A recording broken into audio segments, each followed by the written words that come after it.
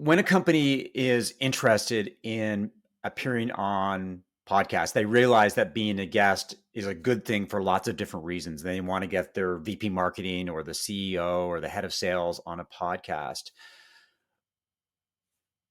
What are the balances between trying to do it themselves and use an agency? Obviously, there's costs involved and effort. A lot of companies, especially bigger companies, figure that their marketing department should be able to reach out to podcasters, identify podcasters, and reach out to them and get the job done. But when do you think is the right time to hire an agency? And why would a big company, for example, pick an agency rather than use the do-it-yourself approach? So I think two reasons just to answer the last question. So relationships, the big company might have, a few friends in the podcasting industry. So they might land a few bookings, but if it needs to be like a solid strategy, you need to appear on at least like 10 podcasts to see some snowball effect.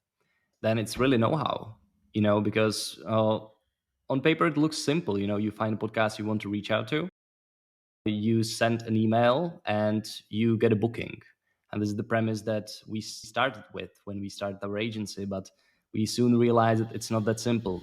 Sometimes you message the host, sometimes you message the producer, sometimes you message the co-host who doesn't handle bookings, sometimes you cannot find the email address at all.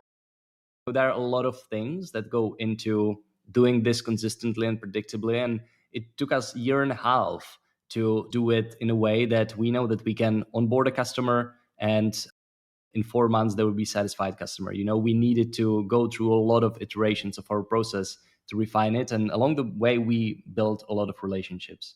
I think that these are the main two biggest bottlenecks, relationships with podcast hosts, and that you probably don't have time and energy maybe to build the whole process internally. Now, when's the right time? I think that the right time to start appearing on podcasts is when you already have some other activities going on that are generating pipeline. If you would start appearing on podcasts with the expectations that you will start getting tons of leads from each interview, that's not something that we can actually promise. And if an agency is promising this to you, again, that is like a red flag. This is more like a brand awareness play. You want to use this to create tons of content to stay top of mind.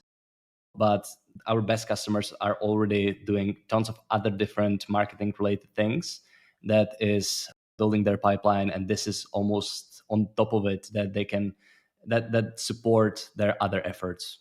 For example, you appear on a podcast, then you can share it within your overall content on social media, on website, and so on. You can share it with your pipeline when you are following up with leads and so on. So I think that have other things in place before you decide that you want to start speaking on podcast strategically.